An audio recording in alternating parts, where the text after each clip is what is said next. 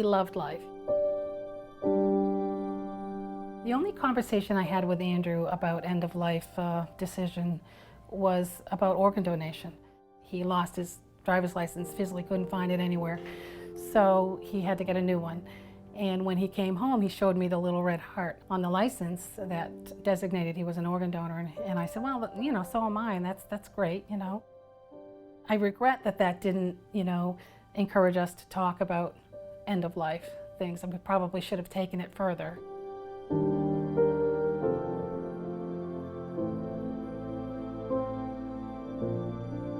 When Andrew was brought to the hospital, he was really in a comatose state, basically then.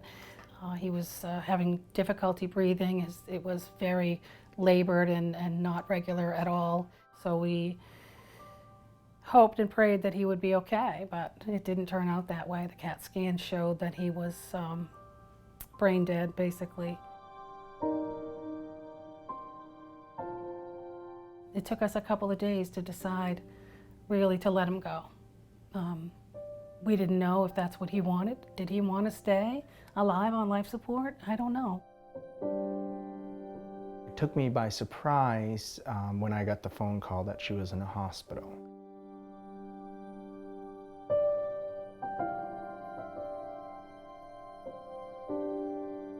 The doctor pretty much told me, you know, she's at the end of her life.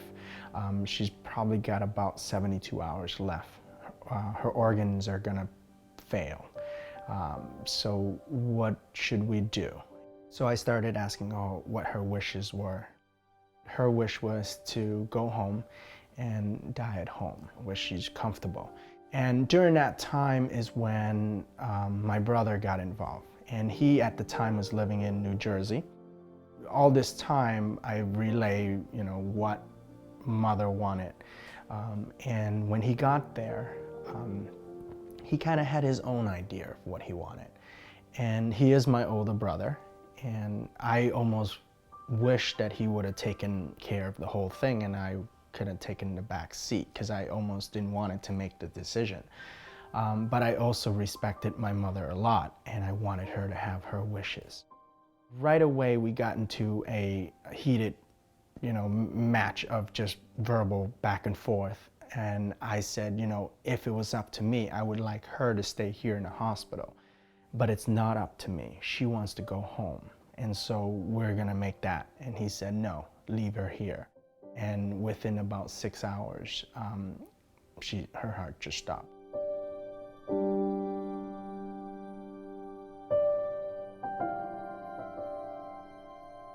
Advance directive is a plan that allows somebody, a principal person, to sign a document authorizing another person, who we call an agent, to make medical decisions for them if they're not able to do so themselves. Most people will need to rely on an advance directive at some point during their lives, so it's very important for everybody, no matter how old or how young you are, to have that document in place. You want to make sure that you have authorized somebody that you trust, that you are comfortable with, to make medical decisions for you when you're not able to. The last thing people want to kind of think about is their death. You know, by choosing not to enter the process, you're still making a choice. And that choice is to allow somebody else to make, you know, kind of decisions that maybe you don't want other people making.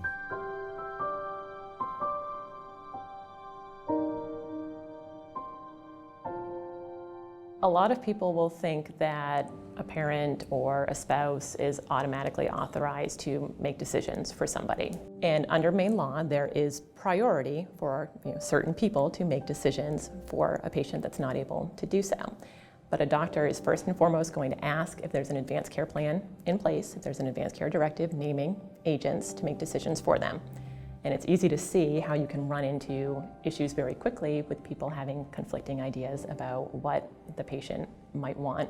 Making sure that all of the parties that need to be at the table are at the table and are part of the conversation can avoid people straying from the plan.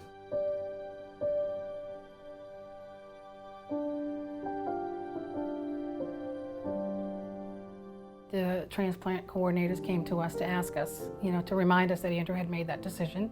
Andrew's dad was totally against it. He would not, sign away to do it or whatever. He said, "You cannot do that to my son." Finally, he came around, but it was very difficult for him because he had not had that conversation with Andrew. And I never really got the opportunity to talk to Andrew about any other planning, which makes it difficult in the end because you are making these decisions and you just hope and pray that you're doing what your child wanted. A lot of young, healthy people think, why do I need to engage in this type of planning? It's not going to happen to me. I'm not going to need to have somebody make decisions for me. And ironically, that's the best time to be engaging in this type of planning and having these types of conversations. Kids at 22, they think they're invincible. They have a long life ahead of them, and hopefully they do. But accidents happen, things happen. Talk to your children in regards to end-of-life decisions. It's awful to do it in that moment when you really have no choices.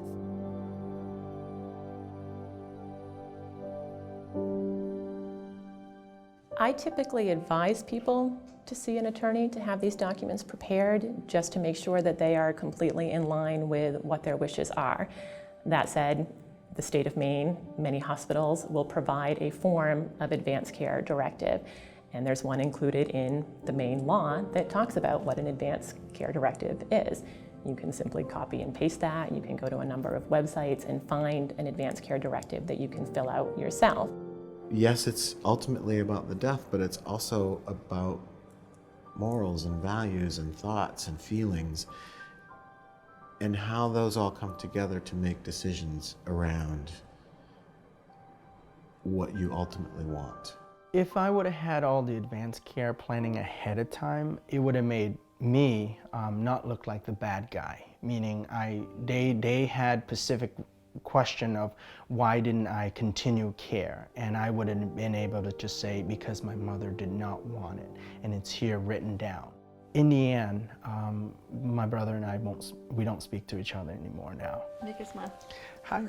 My advice going forward to anybody would be, if you have parents or if you have husband, any relative, is at some point you want to talk to them and find out what their view of what they would like to happen, because it eases the pain of the person that's left behind to make the hard decision and then question whether it was the best decision.